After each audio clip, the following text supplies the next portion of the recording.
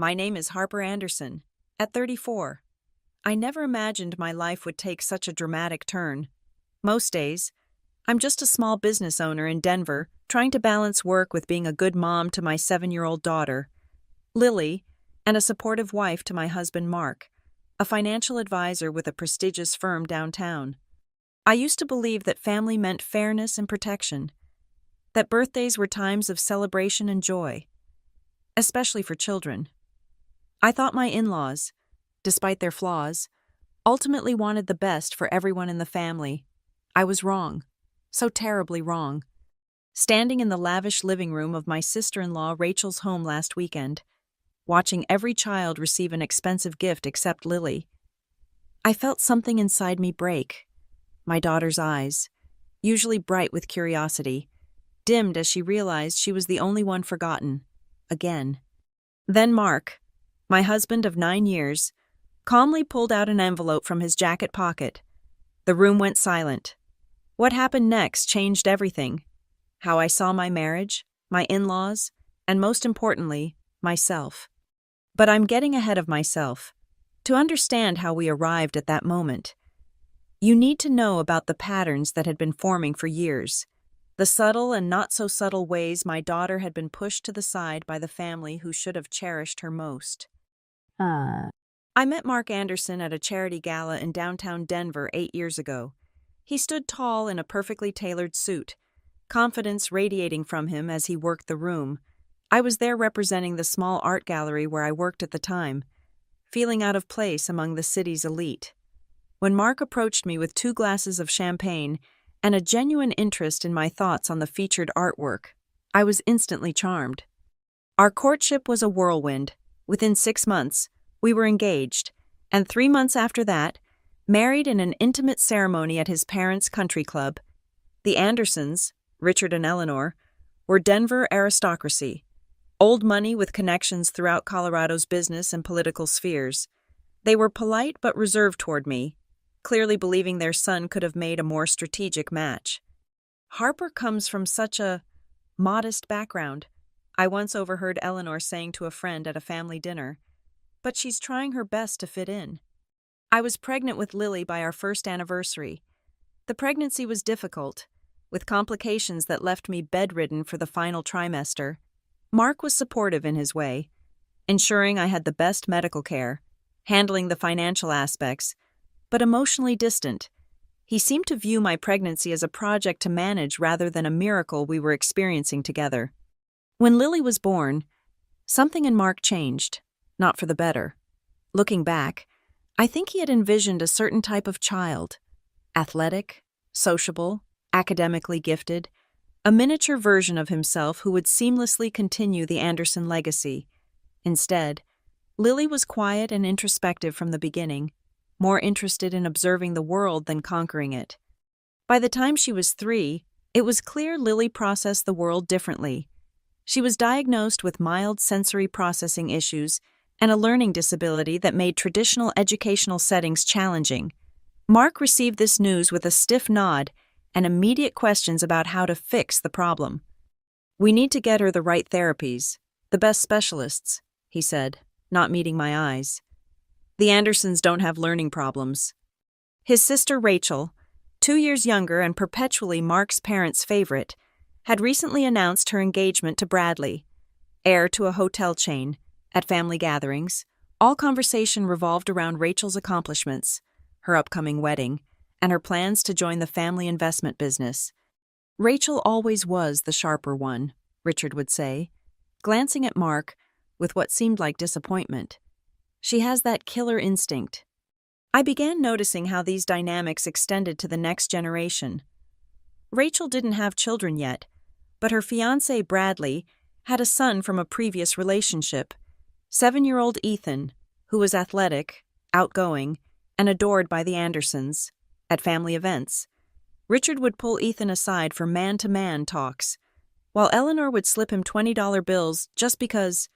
Meanwhile, Lily would sit quietly with her books or drawings, largely ignored except for the occasional comment about how she should come out of her shell or try harder to make friends. The pattern became clearer at holidays.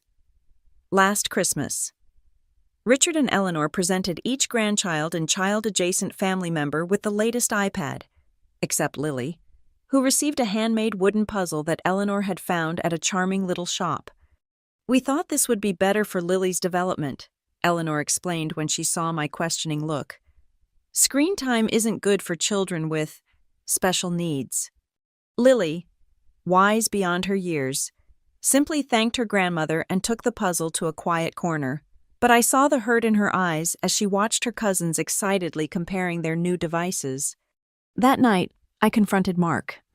"Did you know your parents were giving everyone but Lily an iPad?"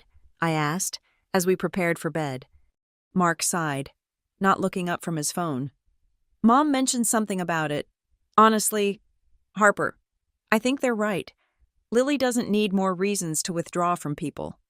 "That's not the point," I said, my voice rising despite my efforts to stay calm. "It's about treating her differently, making her feel less than—" "You're overthinking it," he dismissed. "Lily's fine. She didn't even seem to care." But she did care, and so did I.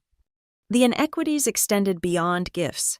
When Lily's teacher suggested specialized tutoring that could help with her learning challenges, a program costing $3,200 for 6 months, Mark balked at the expense. "That's ridiculous," he said. "She can get help at school for free." Yet a week later, I overheard him on the phone with Rachel, agreeing to contribute $15,000 toward her wedding flowers because nothing but the best for my little sister. I tried addressing these issues with Mark, but he had mastered the art of minimizing my concerns. "The situations are completely different," he would say. "Rachel's wedding is a once-in-a-lifetime event. Lily's tutoring can wait until next year when we reassess our finances." Our finances, another point of contention. Despite Mark's 6-figure salary, he kept a tight grip on our money. I had access to a household account for groceries and basic expenses, but major purchases required his approval. He questioned every expense related to Lily's therapy or enrichment activities, while spending lavishly on business dinners and gifts for his family. "We need to be practical," he would say. "My parents did well because they were careful with money." This from a man who thought nothing of spending $300 on a bottle of scotch to impress his father. Through all this, I found myself building a life separate from Mark and his family. While he attended networking events and spent weekends golfing with clients, I focused on Lily and quietly developed my own interests. What had started as a hobby, creating handcrafted jewelry and art pieces, slowly evolved into something more. I began selling my creations online under the name Luna Crafts Studio, initially just to friends and then to a growing customer base. I kept this venture secret from Mark, not because I was doing anything wrong, but because I knew he would dismiss it as a cute little project and possibly try to control it. With each successful sale, each positive review, I felt something growing inside me. Confidence, independence, a sense that perhaps I wasn't just the inadequate outsider the Andersons seemed to think I was. Meanwhile, Lily was struggling socially at school. Her different way of seeing the world made it difficult for her to connect with other children her age. One afternoon, I picked her up to find her sitting alone on the playground bench, watching the other children play. "Why aren't you playing with the others?" I asked gently. She shrugged, her small shoulders carrying too much weight. "They don't want to play with me. Daddy says I need to try harder, but I don't know how." That night, I enrolled her in an art therapy program against Mark's wishes. It was expensive, but I used money from my secret business. For the first time, I saw Lily truly engage with other children who shared her interests and sensitivities.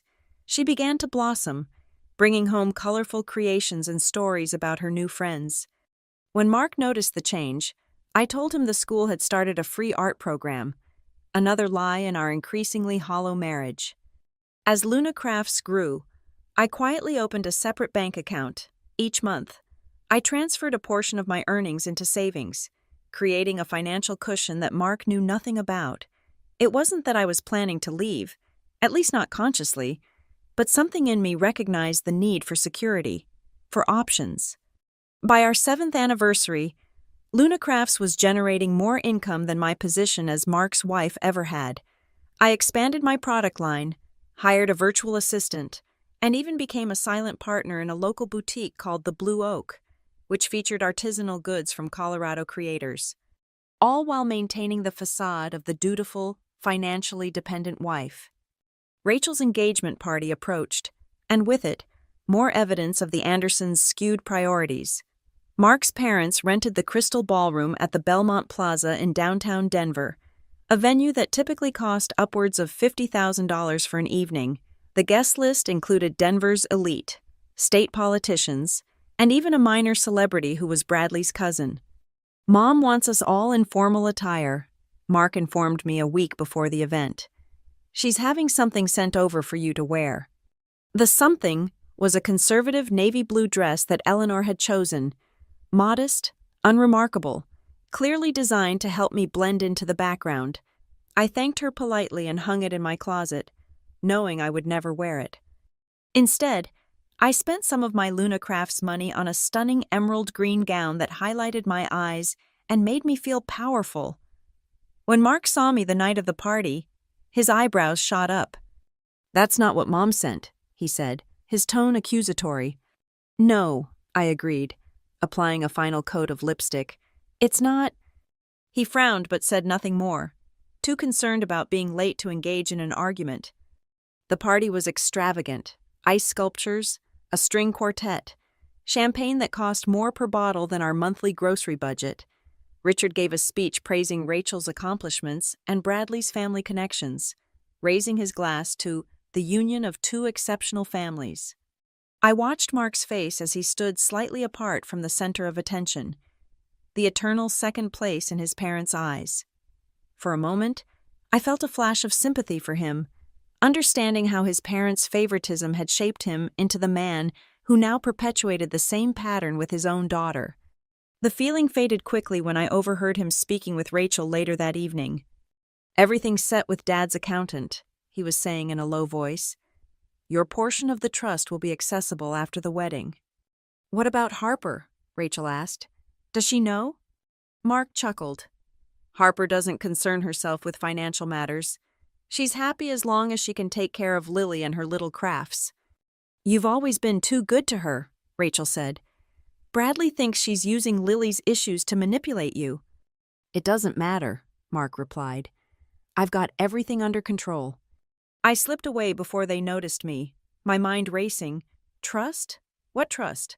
Mark had never mentioned any family trust to me. And what did he mean by having everything under control? The next morning, while Mark was in the shower, I did something I'd never done before. I went through his home office desk. Behind a false bottom in the top drawer, I found a folder labeled Anderson Family Trust. The documents inside revealed that Richard had established a substantial trust for his children and grandchildren. Each biological Anderson descendant was entitled to a significant sum, $500,000, upon certain milestones like marriage or the birth of children. Mark had received his portion when Lily was born, but there was no mention of a portion for Lily herself, despite her being a direct descendant. Further digging uncovered emails between Mark and his father's attorney, discussing how to restructure the trust distributions to favor Rachel's future children over Lily, citing concerns about Lily's capacity to manage inheritance due to her learning differences. My hands shook as I carefully replaced everything exactly as I'd found it. The betrayal cut deep. Not just Mark's deception about money that should have been securing Lily's future, but the fundamental betrayal of a father actively working against his daughter's interests. I began planning that day, though I didn't yet know what form my response would take. I consulted discreetly with an attorney from the Whitfield Legal Group, carefully documenting the pattern of favoritism and financial manipulation. I forwarded emails from my personal account to a new, secure address, and began recording conversations when legally permitted to do so. Rachel's birthday party in April became the flashpoint, held at the Willowbrook estate.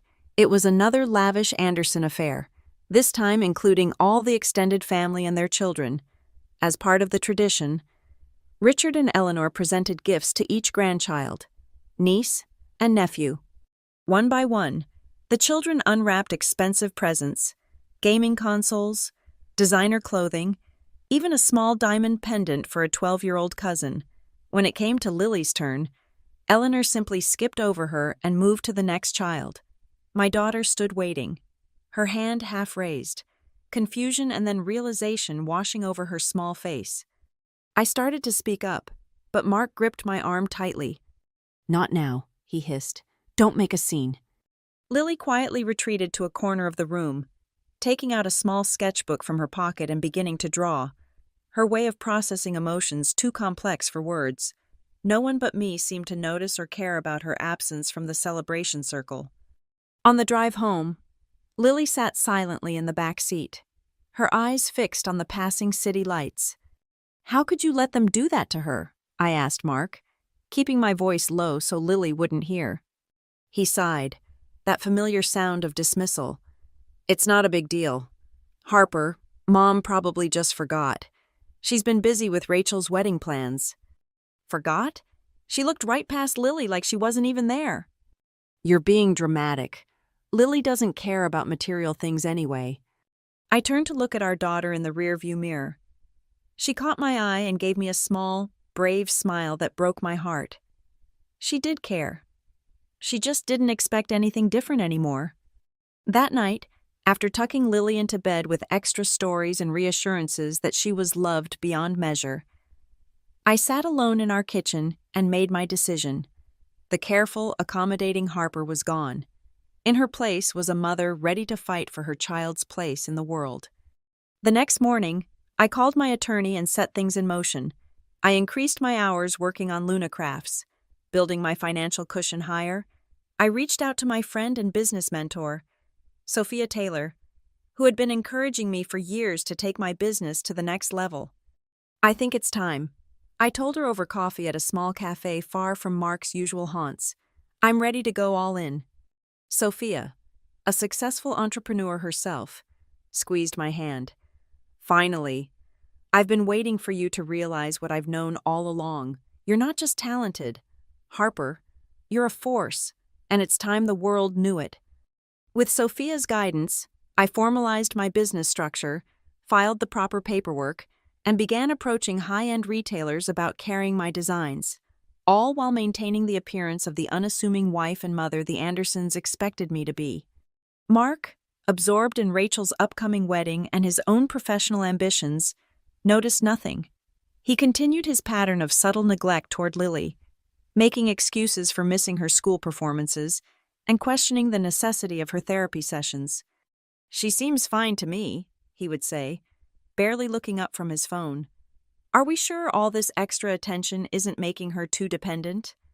Each dismissive comment, each missed opportunity to connect with his daughter, strengthened my resolve. I wasn't just building a business anymore. I was building an escape route. By early June, Luna Crafts had secured contracts with 3 luxury boutiques in Denver and Boulder, and my online sales had quadrupled. My separate savings account had grown to a sum that would have shocked Mark had he known. Over $1.8 million accumulated over years of careful investment and growing business success.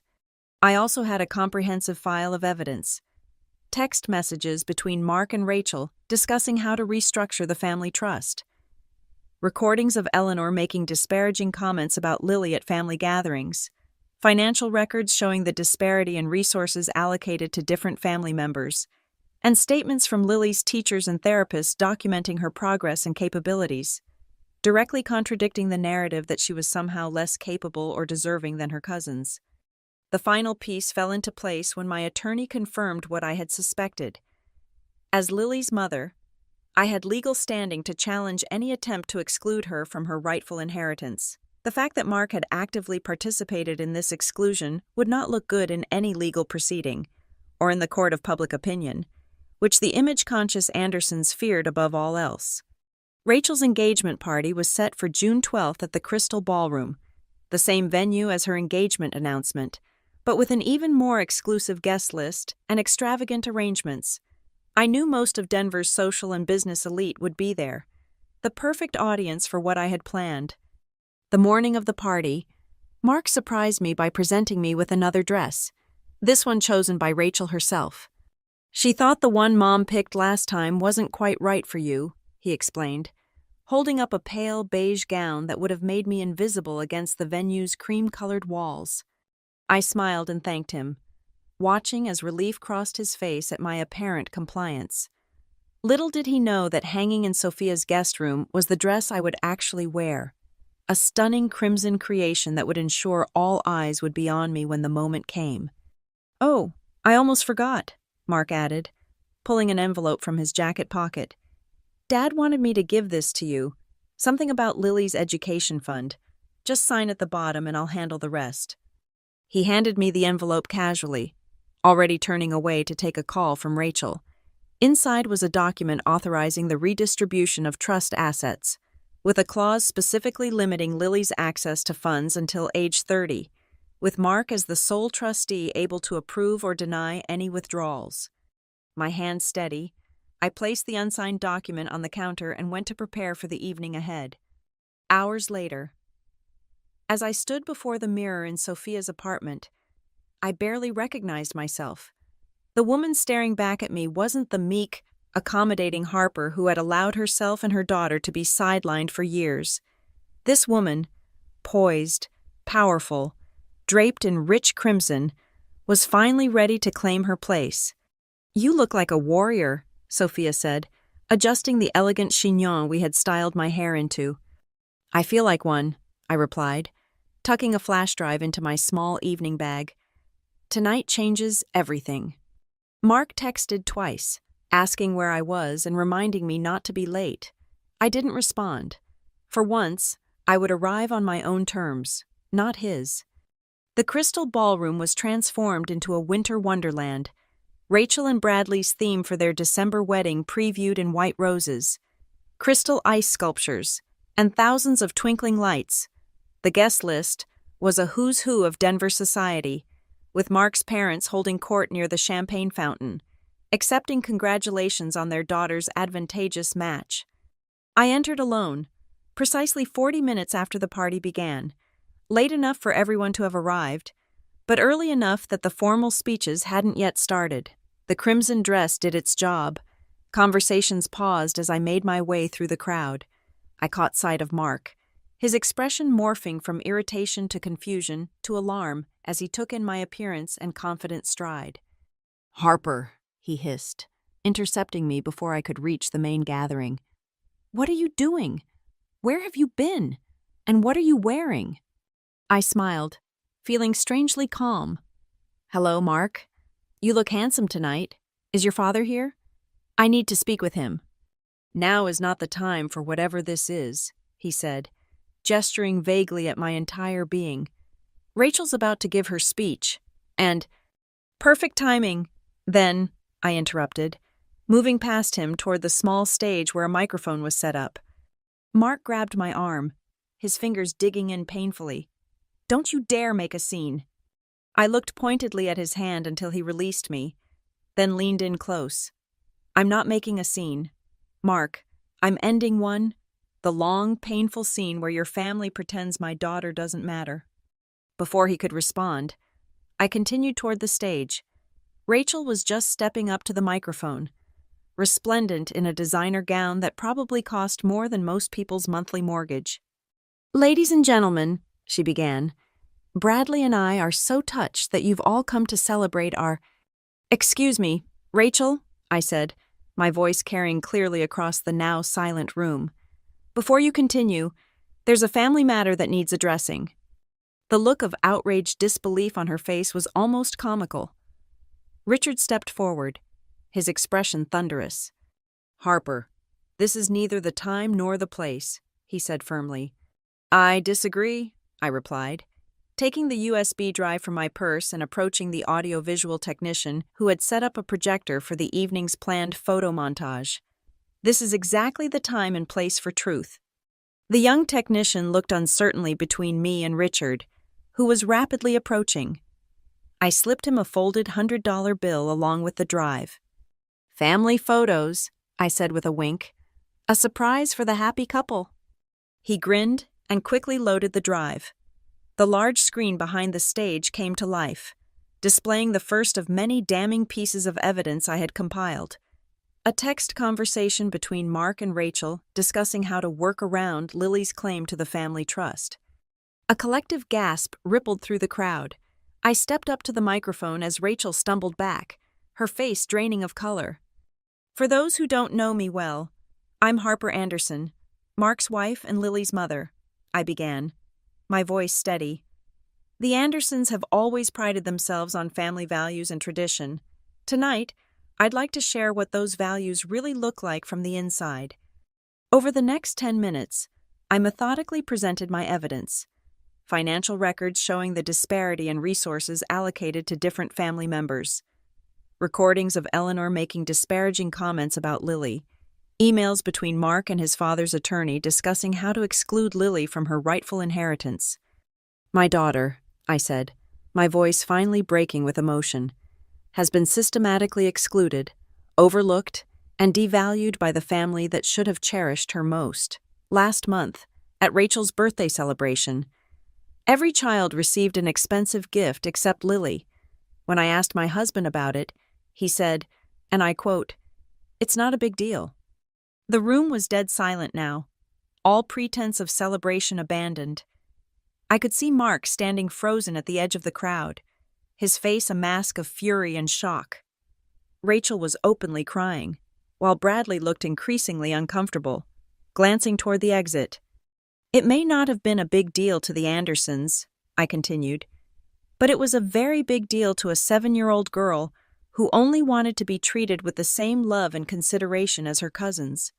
I reached into my purse and pulled out the envelope Mark had given me earlier that day. This morning, my husband gave me this document to sign, a paper that would have effectively cut Lily out of her rightful share of the Anderson family trust, placing all control in Mark's hands until Lily turns 30, a trust, I should mention, that I was never informed existed, despite being Lily's mother and Mark's wife of 9 years. Eleanor stepped forward, her social mask slipping to reveal naked anger. "This is a private family matter that you have no right to—" "I have every right," I cut in, my voice hardening. As Lily's mother, as a woman who has been lied to and manipulated, and as someone who refuses to let a child be treated as less than because she processes the world differently. I turned to address the wider audience directly. Many of you know the Andersons as pillars of the Denver community, generous donors, successful business people, model citizens. What you don't see is how they treat those they deem unworthy or inconvenient, even within their own family. I clicked to the final slide, a side-by-side comparison of the extravagant gifts and opportunities provided to Ethan and other children in the family versus the consistent neglect of Lily. This isn't about money, I clarified. It's about worth, about telling a child through 1,000 small cuts that she doesn't measure up, doesn't belong, isn't enough. From the back of the room, an older woman stood up, Mark's Aunt Margaret, who had always been kind to Lily in her quiet way. "I've seen it," she said clearly. "I've watched how they treat that sweet child. I always suspected there was more going on, but I never had the courage to speak up. Thank you, Harper, for having that courage." Others began murmuring, some nodding in agreement, others looking uncomfortably at their drinks. The carefully constructed social facade of the Anderson family was crumbling before my eyes. Mark finally broke from his stunned immobility and stormed toward the stage.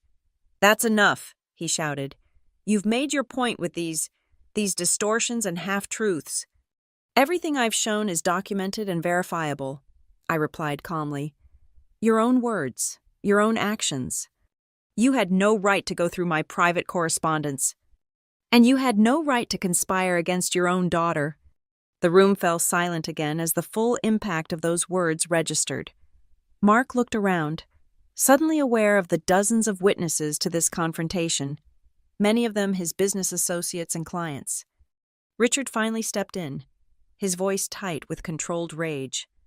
"Everyone, please accept our apologies for this unfortunate disruption. If you'll give our family a moment of privacy, we can sort this misunderstanding and continue with our celebration." "There's no misunderstanding, Richard," I said, "and I'm done with privacy that only serves to hide mistreatment." I turned back to the audience. I didn't come here tonight just to expose wrongs. but to correct them. My attorney has prepared legal documentation ensuring Lily receives her full and rightful share of the Anderson family trust, the same $500,000 allocated to each grandchild. Additionally, I've established a separate trust for her education and future needs. Murmurs rippled through the crowd again as I revealed the extent of my preparations. "How could you possibly?" Mark began, but stopped abruptly, realization dawning on his face. "Your little craft business. You said it barely covered supplies." I smiled. Lunacraft's studio grossed $1.2 million last year. Mark, I'm also a silent partner in the Blue Oak Boutique downtown. Turns out I have quite a head for business when I'm not being told I should focus on being a better corporate wife. The look of utter shock on his face was worth every moment of hiding and planning. "Now," I continued, addressing the room at large, "I believe Rachel was about to give a speech celebrating love and commitment. Please, don't let me interrupt further." I stepped down from the stage, heart pounding but head high. As I made my way through the parting crowd, I caught sight of Sophia near the back, giving me a subtle thumbs up. I had done it, spoken the truth, stood up for Lily, and broken free from the cage of appearances and expectations I'd allowed to contain me for too long. Mark didn't come home that night. I received a text at 2 a.m. "We need to talk. This isn't over." But it was over, in all the ways that mattered. The following morning, I filed for divorce with my already prepared paperwork. By afternoon, Mark's attorney had contacted mine, suddenly eager to discuss an equitable settlement that included generous provisions for Lily. Word spread quickly through Denver's tight-knit social circles. Some people predictably sided with the powerful Anderson family, but many more reached out to express support, including several other parents of children with learning differences who had felt similarly marginalized. 8 days after the engagement party, Rachel announced the postponement of her wedding to focus on family healing. Bradley was seen having lunch with his ex-wife the following week. Mark moved into a downtown apartment, initially refusing to see Lily, claiming I had poisoned her against him. The truth was simpler and sadder. He had never truly seen her to begin with. Richard and Eleanor attempted damage control, making a substantial donation to a learning disability foundation and publicly expressing regret for any misunderstandings regarding their granddaughter. Too little, too late, but perhaps a small step toward awareness for others in their circle. As for Lily and me, we stayed in our home, protected by excellent legal counsel and the financial independence I had built for us. I expanded Lunacrafts into new markets, finally able to openly embrace my identity as a successful business owner. Most importantly, Lily began to flourish.